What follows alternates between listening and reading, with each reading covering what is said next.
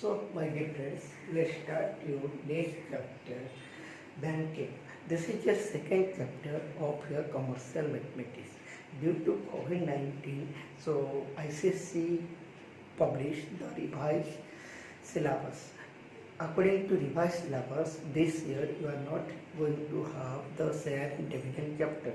So, banking is your second chapter of your syllabus, and let us start the banking chapter. In case of banking chapter, you will have only the recurring deposit account or cumulative deposit account. So what do you mean by this cumulative deposit account? Let me explain you first.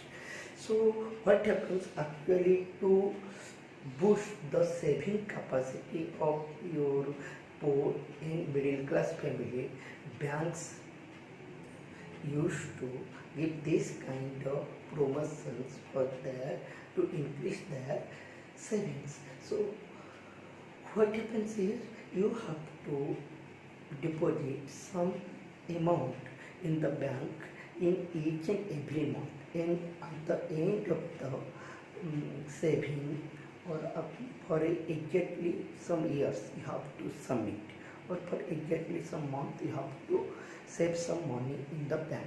So at the end of your tenure, what happens?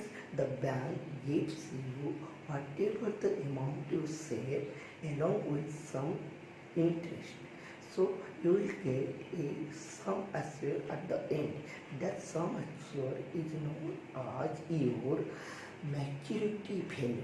So according to your book, it is written like this: to boost the saving among the people of small and medium income groups, there are recurring deposit schemes in banks and post office.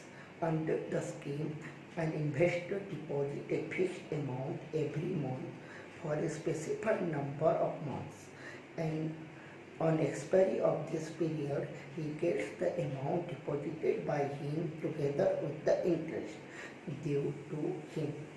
The amount received by the investor on the expiry of the specified period is called maturity value, and the rate of interest is revised from time to time. So my dear friends, let's discuss the formula of banking or recurring deposit, how the interest and the maturity value is calculated. See, first let us write the formula for interest. So interest in bracket I is equal to P into R by 100 P 100 into n bracket n plus 1 by 2 into 12, and where P is equal to monthly or money deposited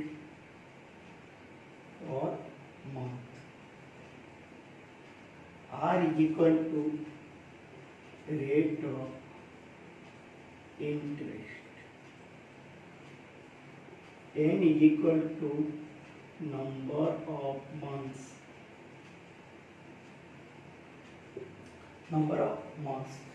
And remember one thing here, in case of simple interest, it is always calculated as year, but here we have to calculate it from months, because you have to pay each month. Then, so I here, interest here, interest on.